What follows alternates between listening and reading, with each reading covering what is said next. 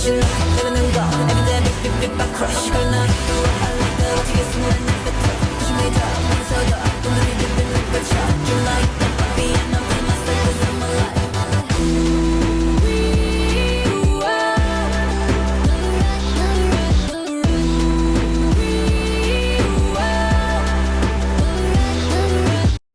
two quick disclaimers, one is that there's going to be some strong opinions in this one, and if you can't handle that, please just don't watch. The second disclaimer is that if I sound sick, my allergies are acting up like crazy right now. I'm in the process of trying to get it treated, but that's a whole process, so I'm not going to go into that too much.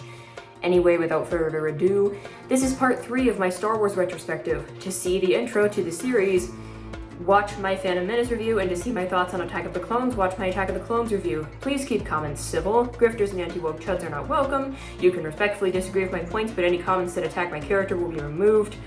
I know I already made people mad with my short on this one, so I'm bracing myself for the comments already. I want to encourage friendly discussion, but people who refuse to acknowledge nuance or be respectful aren't welcome. I'm also not claiming to be reviewing this objectively. This is why I've stopped calling these reviews. It is a retrospective for how I react to the films as an adult after not watching them since I was a teen, and how my perception changes with my experience, and also the society changes. Media literacy is dead, and I'm bringing it back, bitches. Anyway, if you do like the video, please like and consider subscribing. I have my socials linked below, including links to my regular Discord server and also one I made recently for Star Wars Rare Pairs, but it's open to any respectful Star Wars fans over 18. Also, spoiler warning for all of the Star Wars films. Anyway, without further ado, let me try to keep this summary brief, which will be hard as this is the most complex plot yet. The intro text tells us that Chancellor Palpatine has been captured by separatists. We cold open to an intense CGI space battle over Coruscant. Revenge of the Sith is set 3 years after Attack of the Clones, and the Clone Wars are in full swing. Anakin, now a fully fledged Jedi, and Obi-Wan are tasked with rescuing Palpatine and breaking into the ship where he is being held, with the help of R2-D2. They confront Count Dooku, who engages Anakin and injures Obi-Wan. Anakin bests him, and Palpatine tells Anakin to kill Dooku, which he does. The Jedi are then met with General Grievous, a powerful separatist leader. They escape with the Chancellor and return to Coruscant. Anakin reunites with his wife, Padme, who reveals that she is pregnant. They worry about how to keep their marriage a secret when the baby is born. Anakin begins having nightmares about Padme dying in childbirth and goes to Yoda to seek advice. He ends up confiding in Palpatine, who appoints him as his representative in the Jedi Council. The Council agrees to this, but does not make him a master, which angers Anakin. The Jedi want Anakin to spy on Palpatine, and Palpatine wants Anakin to spy on the Jedi. When they are alone, Palpatine tells Anakin about a powerful Sith named Darth Plagueis, who was able to keep people from dying. Anakin is intrigued and thinks he may be able to use the dark side to save Padme. Anakin discovers that Grievous is on Utapau, and the Jedi send Obi-Wan to defeat him. Yoda goes to Kashyyyk to help the Wookiees there. Anakin uncovers Palpatine's true intentions, revealing that he is Darth Sidious, the Sith Lord they have been looking for. He reports this to Mace Windu, who goes to confront Palpatine, and orders Anakin to stay put. Obi-Wan engages Grievous, eventually defeating him. The other separatist leaders have been sent to Mustafar by Sidious. Grievous' death should end the war, and Palpatine should give up his emergency powers, but he refuses. Windu and the other Jedi determine they will have to take over the Senate for a peaceful transfer of power, since Palpatine controls the Senate. He is about to kill Palpatine when Anakin arrives, protecting Palpatine, who then kills Windu, but becomes disfigured due to Windu reflecting his own Force lightning back at him. Palpatine says that only he can help Anakin to save Padme, and Anakin pledges himself to Palpatine, taking on the name Darth Vader. Palpatine reveals the plot to kill the Jedi. He orders Anakin to go to the temple and kill the Jedi, and then go to Mustafar and kill the remaining separatists. He then orders the clones to begin turning on the Jedi and killing them. Obi-Wan escapes after his clones turn on him and contacts Senator Organa, who rescues him and Yoda. Anakin goes to the temple and kills everyone there, including the children. Padme is afraid something happened to him since there was an attack on the temple, not knowing that he caused it. He tells her that the Jedi were trying to take over the Senate and hopes Obi-Wan remained loyal to the Chancellor. He then goes to Mustafar and kills the separatists. Obi-Wan and Yoda discover what happened at the temple via security holograms, and Yoda tells Obi-Wan he must confront Anakin. Padme and Organa witness Chancellor Palpatine declare the Republic become the first galactic empire. Obi-Wan goes to see Padme, asking her where Anakin is, and tells her what happened. She is in denial and flees to Mustafar to go see him, with Obi-Wan stowing away in her ship. She confronts Anakin and realizes he has changed, pleading with him to come away with her. Obi-Wan appears and Anakin grows enraged, thinking Padme brought him, choking Padme and leaving her for dead. Anakin and Obi-Wan begin to fight in the lava. Yoda fights Palpatine, and the fight ends in a stalemate, with Yoda escaping and being rescued by Organa again. Obi-Wan wins the fight against Anakin and leaves him for dead, burning in the lava. He escapes with Padme and the droids. Palpatine rescues Anakin and constructs a mechanical suit for him. Padme gives birth to twins, Luke and Leia, before dying. Palpatine tells Anakin that he killed Padme, and he grows enraged. Obi-Wan, Yoda, and Organa discuss what to do with the kids. The girl will be adopted by Organa, and the boy will be sent to his step-uncle and aunt on Tatooine, and Obi-Wan will stay nearby to watch over him. Yoda will also go into hiding. The skeleton of the Death Star looms in the sky. This film has some of the best color grading in Star Wars, keeping the dark palette visible with stark reds, blacks, and browns. The splashes of color exist to provide contrast, such as blue lightsabers on a backdrop of red lava. The film is dark without looking muddy, which is something that modern Hollywood could learn a thing or two from. One thing the prequels did well is setting up a colorful and dynamic world and tearing it all down, not just thematically, but visually. I mentioned how the tonal dissonance between the beginning and end of this trilogy is a bit jarring, starting with a kid's film and ending up here, but it kinda works. The soundtrack is again excellent, with a great use of Duel of the Fates during the Yoda and Sidious fight, and Qui-Gon's funeral music coming back for Padme's funeral, and Vader's rebirth. I love the original piece that plays during the Obi-Wan and Anakin duel, and after that, the piece that plays during the immolation scene is devastating. The score throughout is subtle when it needs to be and epic in other spots, but altogether puts the film together very well. The sound design is good as always, no notes there. In addition to the color grading, the cinematography is excellent, making the intense fight choreography look all the more dynamic. I also love the subtle lighting choices and contrast between light and dark with Obi-Wan and Anakin, as well as Anakin's internal conflict. Both Hayden Christensen and Natalie Portman have improved greatly from the last film. Padme is more subdued in this one, and Portman puts on a much more mature and subdued performance to match. Christensen's facials are top-notch at portraying Anakin's struggle. Ian McDiarmid gets to go full mask off, evil as Palpatine, and boy, is he good. The famous Darth Plagueis scene features great dramatic acting from him, and the scene at the end where he tells Vader that he had killed Padme in his anger and then gives a smug smile to the camera, just genius. Ewan McGregor is at his best here as Obi-Wan and conveys the tragedy of his character perfectly. The supporting cast does great as well, with Samuel L. Jackson giving a great final performance as Windu, and Jemmy Smith's Senator Organa being a great stable presence in this one. Now for the characters themselves, Anakin comes across as less creepy in the romantic scenes of this one. Of course, this is the film where he goes mask off evil, like when he chokes Padme, but I also don't believe he was always evil or anything. I just found him to come across as a bit creepy with his obsession with Padme in the last film, but I don't think he was evil, just more sheltered and didn't know how to talk to people. Well, of course, besides the Sam people thing. Here he comes across as a man with an inner struggle between wanting to be a good Jedi and wanting to protect his wife at any cost. Padme is much more subdued here, but is much more mature, and does feel like someone going through a depression. More on her in a bit. Palpatine was always evil, but seeing him fully dive into it is crazy. He really is a power-hungry psychopath who manipulated Anakin and the entire galaxy from the beginning. He doesn't just ignore suffering, he enjoys it. The smile when he tells Vader that Vader killed Padme is crazy. It also lends credence to the fan theory that Palpatine sucked Padme's life force to heal Vader. And then we have the bastions of good in this film, Organa, Obi-Wan, and Yoda. Obi-Wan feels like he failed Anakin, but I think it was a larger issue with the Jedi as a whole, as well as Anakin's own arrogance and Palpatine's manipulation. Obi-Wan is also a victim of an oppressive Jedi Order and was teaching what he knew best. Yoda is flawed, we'll get to it, but he is more perceptive and in touch with the Force than the other Jedi, being one of the only Jedi who isn't blindsided by his clones. Then we have characters in the middle like Windu, who is power tripping a bit, but also right that Palpatine should probably be killed, and also sadly is right about Anakin. The Jedi in the prequels as a whole are portrayed as a bit arrogant and dogmatic, which is the blindness that causes their downfall. Not that I'm saying they deserve to be brutally murdered.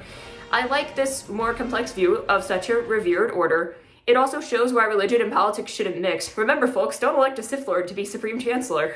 Here's where we get into the nitty-gritty of everything. First, I want to talk about the attachment thing again, because it's important. I talked about it in the last review, but I don't think either the Jedi or the Sith, or those who are drawn to Sith methods anyway, have a healthy relationship with attachments. As Anakin said in the last film, obsession is forbidden, which is fair. Anakin's obsession with Padme was part of his downfall. He was obsessed with her since he was a child. It's weird. That being said, attachments as a whole being banned by the Jedi, such as romantic relationships or being attached to family, is too extreme in the other direction. I get why the Jedi would do this if the Sith had a habit of using people's loved ones against them, but it also seems like a control tactic.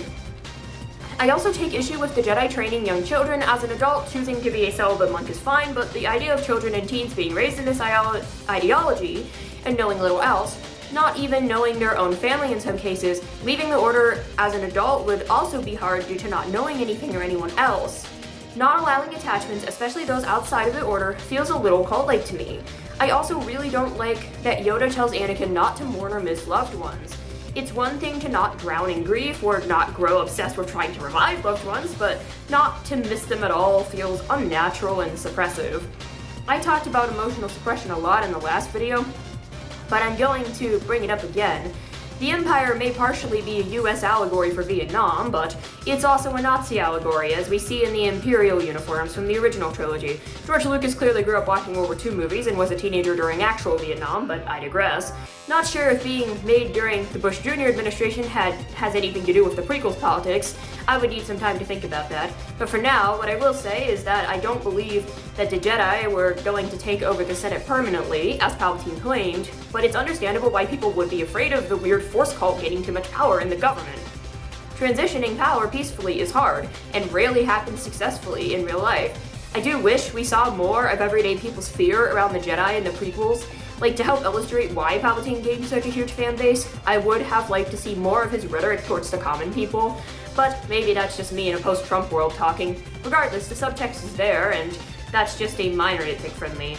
But can we talk about Gen Z's voting patterns? The difference between male and female Gen Z voters voting conservative and liberal is only growing, and while social media as a whole is a big reason why global politics are so divided, I won't get into that whole conspiracy. The manosphere in particular seems to appeal to many angry young men who end up falling for right-wing ideals. Dare I say Lucas was ahead of his time with how Anakin is portrayed here? I also learned in criminology class that men are more likely to commit crimes than women, primarily due to social factors, but violent crimes like mass shootings are particularly skewed towards men. The manosphere and incel culture ties into this. It's not the only reason, but it's a reason. I don't want to get too deep into this, but it's easy for angry young men who are very online to fall into alt-right spaces, especially with influencers such as Andrew Tate being so popular. I'm not trying to say George saw the future with this, I just think it's interesting. Okay, now we need to talk about Padme. I used to be offended as a woman, I'm agender, but when I was 17 and made my unscripted 2020 reviews, I still identified as one, that Padme was stripped of her spicy personality and made into a passive character who lets democracy fall and then dies of a broken heart. And you know what? While I don't want to give George any credit for being a feminist, we still have the Leia bikini thing to talk about, I do get, and honestly, like her more than in the last film, Padme in this film now. Padme is someone who sees her democracy falling apart and is depressed. I avoid the news for this reason. I need to keep my sanity. Padme, as a senator, cannot avoid the news. Of course it would break anyone. Also, she's pregnant and under an ungodly amount of distress. I also like how much more subdued and mature she is in this one. Also, a very pregnant Padme goes to confront her mass murderer husband on a lava planet. If that's not brave, I don't know what is. Also, I don't fully believe she died of a broken heart, although losing the will to live with all this shit going on does make sense. But I think Anakin's choking her definitely hurt her, and if not that, the Palpatine-sucking life force theory is lent credence by his evil smile. And in contrast to an opinion I've seen that it's hard to feel bad for Obi-Wan because we don't really see much of his and Anakin's relationship in the films themselves, I haven't seen the Clone Wars show and I still feel devastated for Obi-Wan. Maybe it's a testament to Ewan's acting, but I don't know, the whole story is still so tragic. I don't think he hated Anakin in the last film, he was just frustrated with him. And that scene where they say goodbye before Obi-Wan goes to face Grievous, and Obi-Wan says he is proud of Anakin, it goes a long way in making Anakin's betrayal hit that much harder. It's great stuff all around. Bail Organa is the GOAT. He just is. I love this man so much. He did so much for the rebellion, but more importantly, is just a good friend, a grounding presence for Obi-Wan, when no one else besides Yoda is. I love him very much, and as much as Yoda's philosophy annoyed me, he is very much a badass, and I love his duel with Sidious. And speaking of duels, the duel between Obi-Wan and Anakin is the best choreographed duel in the saga, and one of the best shot. In terms of pure emotional impact, the immolation scene does more than the duel itself, and I'd argue both Luke and Vader duels in the original trilogy hit harder at that more intimate emotional level. They are less flashy and filmed with a lot of close-ups. Anakin vs. Obi-Wan is a CGI set-piece duel of epic proportions, and you know what? People criticize the sequels, and I guess the OT to some extent, for not having these epic duels. Now, the OT's duels are carried by their emotional weight, as I said, but the sequels, well, I haven't seen them in a while, but Kuiper Carter, or it might have been one of his subscribers in one of the Hot Takes videos, had a take that I agreed with, that the prequels are set at a time when Jedi are highly trained. Anakin and Obi-Wan, as well as Maul, Qui-Gon, and Dooku have all had extensive Jedi training. Luke himself never really got proper lightsaber training, as he was mostly self-taught. By the time of the sequels, people don't know how to use lightsabers very well. Kylo was trained by Luke, who once again was mostly self-taught, and Rey was entirely self-taught. So the lightsabers looking clunky in the Disney films does make sense, due to the relative lack of training they had. Anyway, tangent aside, Anakin vs. Obi-Wan is a great duel that fits the prequels well. So after all this, how do I feel about the prequels as a whole? Well, I'm definitely more positive on Phantom Menace than I used to be, and would give it a 6 out of 10, bordering on a 7. It's okay, the moment I give Phantom Menace a 7, you can all discredit me, it's okay. And Clones is getting a 7, while I do enjoy it, I find it to be quite messy. Revenge of the Sith is getting a strong 9 from me, bordering on a 10. It's just that some of the dialogue is still a bit awkward, and I have lingering structural issues from the other two films. Also, this one is paced the best by far, but if anything a bit too fast-paced, although I blame this more on the other films being way too slow.